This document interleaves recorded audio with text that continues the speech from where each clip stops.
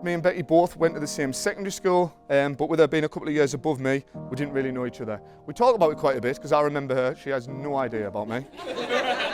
I remember the days when I did meet her properly. We were still at school. I was too busy running up and down the lines with Louis and Connor drinking cider. And Becky was doing the same, but again, she doesn't remember me. We then met again when she was doing some work in her mum and dad's pub, and it was Christmas of 2019 when I eventually slid into her DMs, as they say. As you'll all remember, COVID then came pretty quick, so we made the bold decision to just move in together. Before this, I was literally the least committed person in the world, so this was very out of character for me. But as cliche as it sounds, it just felt right. And honestly, within a few dates and a couple of weeks of messaging her, I already knew I loved her and wanted to spend the rest of my life with her. Well, what can I say? Rebecca and Ryan, congratulations. And everybody else, hello everyone, and welcome here to celebrate the marriage of Ryan and Rebecca at Askham Hall. I'm not normally one for public displays of affection, which most of you know, but I found it really easy when writing down things to say about Becky. People who know her, which is most of you here, will know she's the most kind, caring and loyal person you could ever meet. Pair that with how stunningly beautiful she is, and that leaves you with only a couple of questions. What is the downside? And more importantly, what on earth is she doing with a big bald gadget like me? Well, to answer the first question, she doesn't really have a downside, if I'm honest. Every single person, including me, that knows her loves her, and that's a greatest compliment in itself.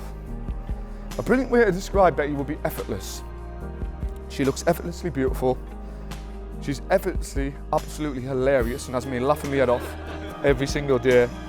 She makes teaching and her job look effortless, and she's effortlessly kind and loving to all of her friends and family. Ryan, will you take Rebecca to be your wife? I will. Rebecca, will you take Ryan to be your husband? I will. Rebecca and Ryan say they have a lot in common, but most importantly, they both have a love for each other. So I'd like to say Ryan has looked after our beautiful daughter, as we know she'll look after you. In the presence of God and before this congregation, Rebecca and Ryan have given their consent and made their marriage vows to each other. They have declared their marriage by the joining of hands and by the giving and receiving of rings. I therefore proclaim that they are husband and wife.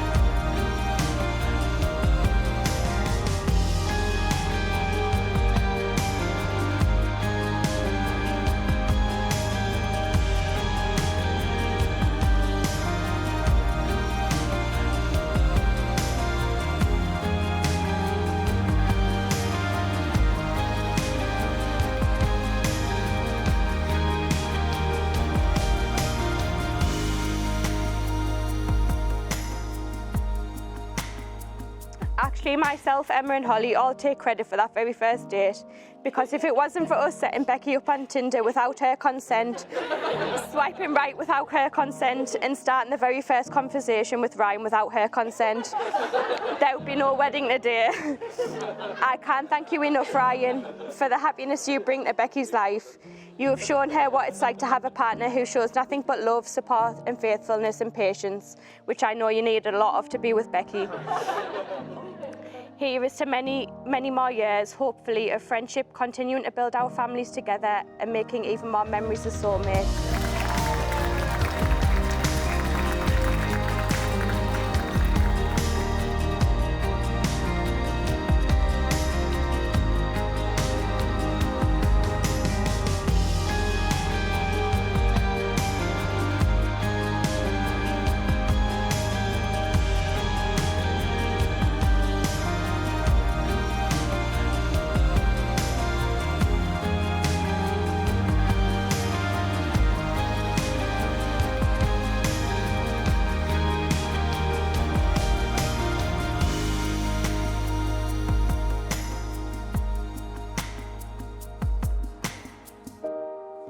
We've got the same interest. We could sit in a room and for hours and hours and not get bored of talking to each other.